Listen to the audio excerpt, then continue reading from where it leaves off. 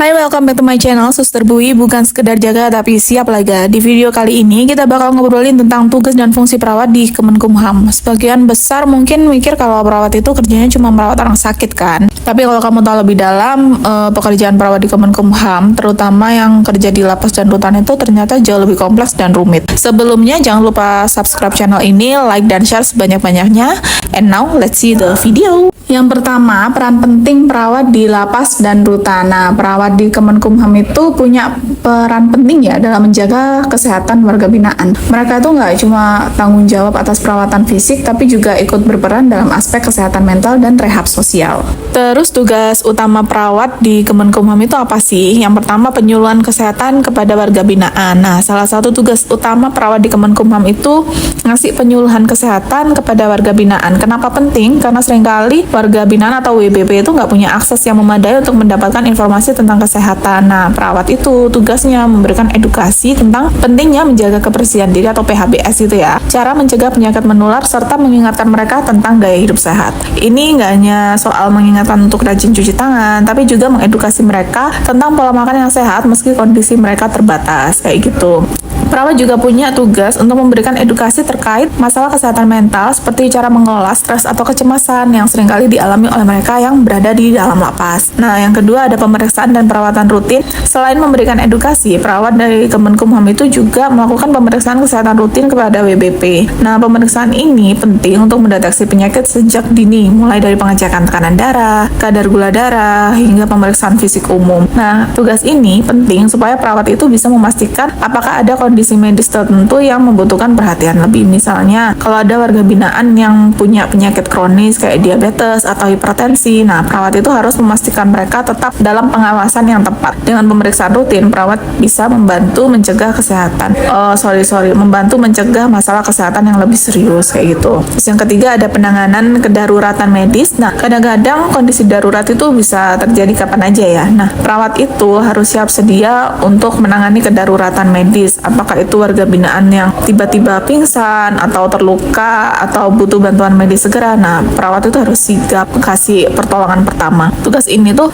menuntut kecepatan dan ketepatan. Misalnya perawat harus cepat mengambil tindakan seperti CPR atau kalau diperlukan rawat luka seperti itu sebelum dibawa ke rumah sakit. Selanjutnya ada pemantauan kesehatan mental. Di penjara atau rutan tuh banyak faktor yang bisa mempengaruhi kondisi mental seseorang warga binaan ya. Stres karena jauh keluarga, trauma masa lalu, perasaan terisolasi, hingga masalah kecemasan atau depresi itu bisa terjadi. Nah, perawat ini punya peran penting untuk mendeteksi sejak dini tanda-tanda gangguan mental yang mungkin dialami oleh warga binaan. Ini sangat penting banget ya untuk mencegah gangguan mental semakin parah yang dapat berdampak pada kesejahteraan mereka dan juga menambah masalah bagi lembaga pemasyarakatan. Nah, tugasnya perawat itu deteksi dini, memberikan konseling dan dukungan psikologis, kolaborasi dengan psikolog atau psikiater, mendampingi warga binaan yang mengalami trauma atau stres pasca trauma, penyuluhan tentang kesehatan mental. Oh iya, selain memberikan layanan kesehatan, perawat lapas atau rutan juga harus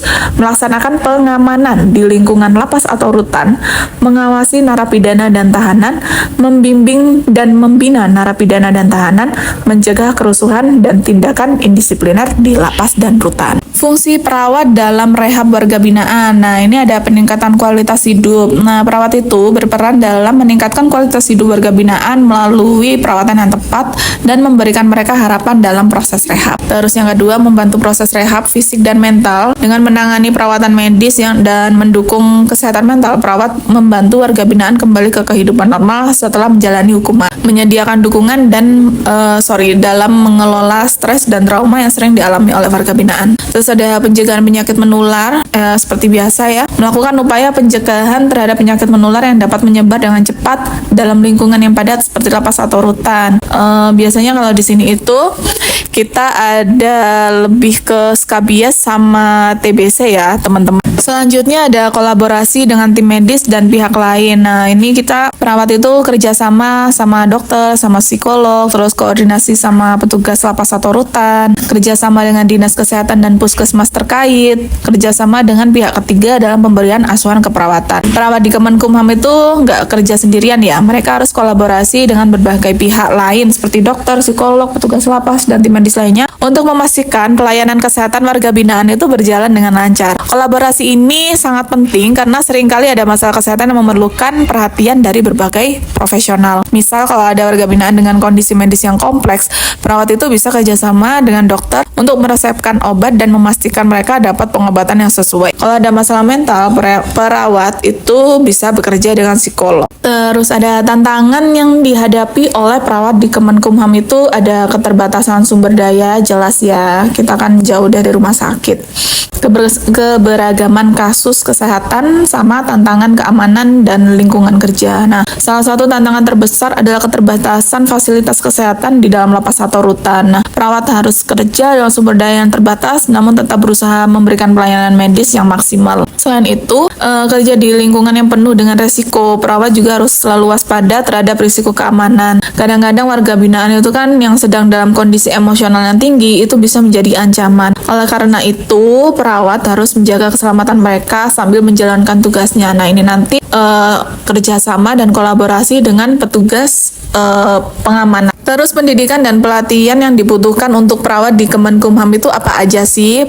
Keterampilan klinis dan kesehatan mental. Terus ada pelatihan manajemen stres dan konflik. Ada juga edukasi tentang hukum dan kebijakan pemasyarakatan. Nah, untuk menghadapi tantangan ini, perawat di Kemenkumham itu harus punya kompetensi yang memadai. Mereka itu harus mendapatkan pelatihan berkelanjutan agar kita bisa menangani berbagai situasi dengan lebih baik, baik itu terkait dengan kesehatan fisik ataupun mental. Selain itu, perawat juga perlu ada pemahaman ya tentang peraturan pemasyarakatan. Supaya apa? Supaya mereka tuh tahu hak dan kewajiban warga binaan tuh seperti apa, terus dapat menjalankan tugasnya dengan tepat dan sesuai dengan aturan yang ada. Nah, rekomendasi untuk peningkatan kinerja perawat di Kemenkumham itu menurut aku yang pertama, peningkatan infrastruktur kesehatan. Perlu adanya peningkatan fasilitas medis dan pengadaan alat kesehatan yang lebih memadai di lapas atau rutan untuk menunjang tugas perawat. Yang kedua, ada peningkatan program pelatihan. Program pelatihan berkelanjutan itu meliputi banyak aspek ya, dari keterampilan medis sampai keterampilan psikososial itu perlu diperkenalkan untuk meningkatkan kompetensi perawat di Kemenkumham. Terus yang terakhir ada pemberian dukungan mental buat perawat. Nah, perawat di Kemenkumham itu juga